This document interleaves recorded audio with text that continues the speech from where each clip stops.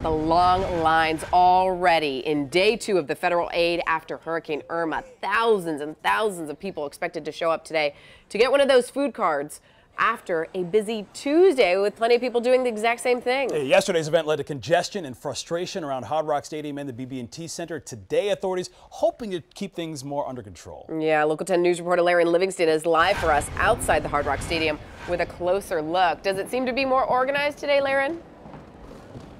Seems to be a lot more organized today from what we can see and tell. Now, for the moment, they've kind of paused letting folks in outside the gates of the stadium so they can process the folks that have already come into the stadium here for their food assistance. But right now, you've got two things going on. You got downstairs here, special needs folks being processed, and then upstairs is where everybody else goes. And we want to show you some video that we got this morning once they finally opened up the lines and the line started moving, because people were here late last night waiting to get into the stadium here to get processed. And we showed up around 4:45 this morning, and the line had already formed and was wrapping well around the stadium. And again, many of them showing up late last night. One lady we spoke with says she got here around 11 o'clock last night, just hoping to beat the morning rush. Now, what they're here for is food assistance. It comes in the form of a debit card, and so much money is loaded onto that card once you come through the system and are processed based on things like your income, the number of people in your household, food losses and damages that you suffered, your family suffered during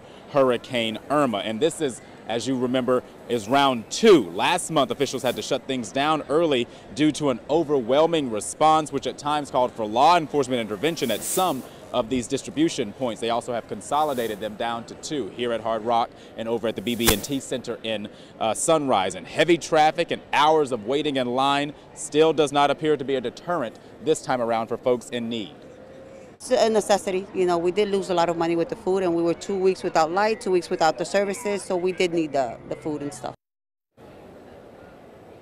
Back live here, DCF says more than 20,000 families were processed yesterday. They expect that number only to increase today, especially considering more than 150,000 people had already pre-registered for this assistance, and some folks are actually registering on site just the same. So the number is only expected to increase. In the meantime, if you can avoid these high traffic areas around Hard Rock Stadium here in Miami Gardens, the BB&T Center over in Sunrise there in Broward County, I would definitely suggest you do so, because there's a lot of cars that have to be parked for these folks to get in line and come access these services. For now, we're live here in Miami Gardens. Larry Livingston, Local 10 News.